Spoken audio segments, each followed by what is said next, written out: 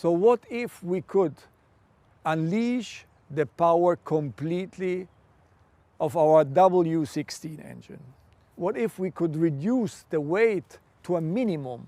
And what would be the result in terms of weight to power ratio on one hand side, but at the end of the day, what could be the performance of the car? And exactly this was my briefing, what if?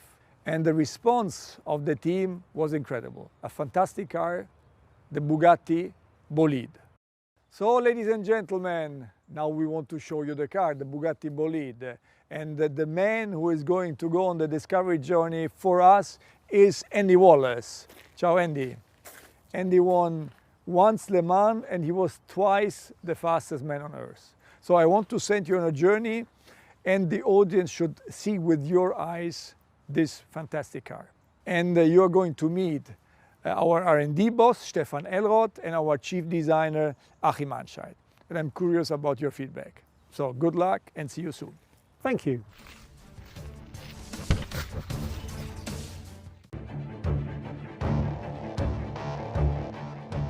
Wow, it looks absolutely stunning. What a car. We're always talking about form follows performance, and now I can see exactly what you mean. At least in the very beginning, it was only form following performance. What really would happen if we strip a Bugatti Chiron of all its creature comfort and then position the driver quite a bit more extreme and lower in the car, and then almost shrink wrap an exterior around the driver and the technical components and make it an ultra minimal and ultra performant concept. That became the project Bolide. And then when I look at the frontal area of the car, actually all I can see now is form following performance. For the first time, we're streaming the air through the internal part, meaning inside of the front wheels around the main monocoque. So you can see that performance and aerodynamic development dominates the frontal appearance of the car. And when we go around the side, that story actually continues. Raw air into the roof scoop, hot air traveling along the cabin, fresh cool air traveling in this light blue channel towards the intercoolers, and then hot air coming from the water coolers through this enormous negative scoop behind the front wheel, and then cool air again traveling on the bottom into the oil coolers and exiting. So this goes to show how technology and aerodynamic handling really came first, and then we try to find a win-win, how we position the cabin between the wheels, give the car quite a bit more stance, and also apply a bit of Bugatti identity with it, which I hope can be realized. It is unmistakably a Bugatti, and I can imagine that was not a work of a moment. Took a moment, but then, you know, it's actually an evolution of the C line of the Chiron. And then compare that to the Bugatti line of the Divo, is quite a bit more sporty. And here you have the ultimate sportiness, no, on the Bolide, where the Bugatti line becomes super fast and really nice and elongated in proportion. So what's happening at the rear? Come on, I'll show you. So you see here that the exhaust was put right in the center of the rear end, therefore allowing the diffuser having maximum performance width. And at the same time, it creates an architecture where everything around the exhaust really is there for extracting hot air from the engine compartment. I noticed this X theme all over the car. So what's that all about? That has something to do with the experimental nature of the project. You remember the film The Right Stuff? Chuck Yeager breaking the sound barrier. Absolutely. For the very first time. For us, this was a similar approach to this project. This experimental track-focused car with the X graphics all around. But I think the most prominent, you see that on the frontal area. Now this remains probably my favorite view. You see the fuselage really arriving at the crash box, and everything ends with the Bugatti horseshoe here in the front. And then left and right you have this X graphic positioned all the way to the outside of the car, giving ultimate width expression into the exterior shape. And I like the reminiscence, you know, to the classic X graphic over the glass of vintage race cars, which you find repeated here on the frontal graphic, but it also builds a bridge to the glorious days of Bugatti GP racing, in the 1920s and 1930s. This is Louis Chiron with his Type 51 winning in Monaco. And I think it's a wonderful analogy between The secret of success in those days, which was unmistakably the power-to-weight ratio, but it's a similar feeling and it creates a link that we like very much. Let's go and meet Stefan. He's going to show us the underpinnings of the Bolide.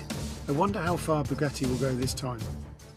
Further than we ever did before. Andy, a very warm welcome here at Bugatti Engineering. Thank you very much. Great to see you. So, what if we take our W16 8-liter capacity engine and make a very radical concept out of that? The result is the Bugatti Bolide. And we simulated a lot with that car, and the results are breathtaking. Staggering. To achieve this, you have to have a lot of innovations, material-wise, concept-wise in the car. For example, this one, auxiliary shaft we have here. The auxiliary shaft brings the power from the gearbox back to the rear axle. And it's a hybrid part made out of carbon fiber and with titanium fittings. Half the weight, but twice as strong as the regular one. And to think it can take all that force. Yeah, and if we walk around, there's another part I have to show you. So this is the part of a front suspension, it's double wishbone suspension, and this is the push rod. And yeah, it's printed out of titanium. Incredible, because it weighs 100 grams. And the wall thickness varies between 0.5 and 1 millimeters. It has an inner structure, printed inner structure. And the braking force of that part is 3.7 tons. So 2 Chirons. Yes, basically, 2 Chirons. Honestly, it's ridiculous how light that is when you consider how strong it needs to be. It's beautifully made too. Would you miss this one? Yes, of course. Ah, okay. As you know, of course, to get the air through the car, around the car, in the right way, it's very scientific to have the airflow there where you want to have the airflow. And basically, the car has an adjustable front splitter, adjustable rear wing, a 3-layer rear diffuser, and on the top we have air intake for the engine, and there we have inflatable bubbles on that air intake. On higher speed, if you inflate those bubbles, the air stays on the car without any kind of turbulences, so that you get a better airflow on the rear wing, and on the same way you have more downforce. And if we go on the side, the car is according to FIA free formula racing car rules. So the monocoque has an integrated rollover protection system. We have an integrated side impact protection with a coolant going through that. And we have Michelin slick tires, and the width of the tire is 340 millimeters in the front and 400. It's a massive tire, 400 in the back. It is. I think you have to have your own experience, Andy. Can I try it? Yes, jump in the car. Luckily, I brought my helmet with me. So now it's time to drive the Bolide, finally. So we've seen the underpinnings of the car and some of the exotic lightweight materials that we used in the manufacture. And now we still don't get to see the car because it's covered in this rather colourful camouflage. And with all those things that Stefan was talking about, where they saved weight using amazingly light materials, the result is a car that weighs 1,240 kilograms. Incredibly light for a 16-cylinder 2-seater car.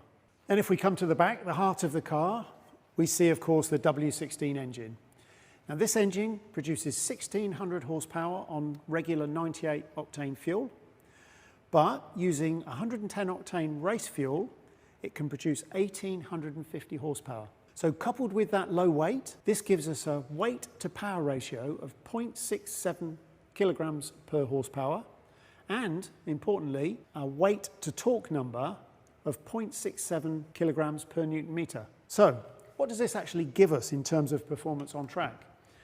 Well, the Bugatti engineers have done some simulations, and incredibly, this car could lap the Nordschleife in 5 minutes and 23 seconds. But then, importantly perhaps for me, I can relate to this very well, a lap of the Le Mans circuit in 3 minutes and 7 seconds. That's 7 seconds faster than any LMP car has ever lapped Le Mans.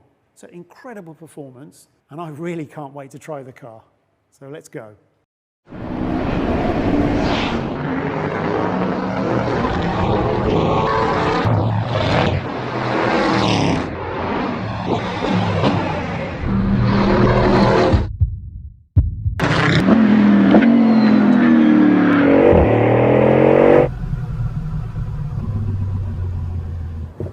Wow, what an experience. This car really does react like a proper race car. Amazing grip, high speed, low speed, the balance feels amazing, but there's one key difference. This car accelerates like nothing else I've ever experienced in my life, almost out of this world. Really an amazing car, and I'm so glad I got to drive it.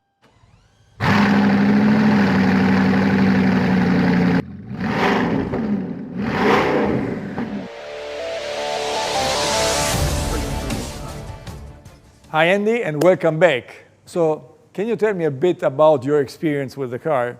Well, this project is as close as you can get to a real race car. I thoroughly enjoyed the opportunity. It's a great project. Well done, Bugatti. Thank you very much. We always value your feedback. This is very important to us. Ladies and gentlemen, in my eyes, Bugatti always was and still is striving for perfection. So at the end of the day, it comes down to the fact that we have to exceed the dream of our customers and our fans. The Bugatti Bolide is benchmark for what is technologically possible today. And thanks to the dedication of the Bugatti team, this result could be achieved. And also the dedication to their jobs in general is enabling us so far to achieve another record year in the year 2020, and this despite COVID-19.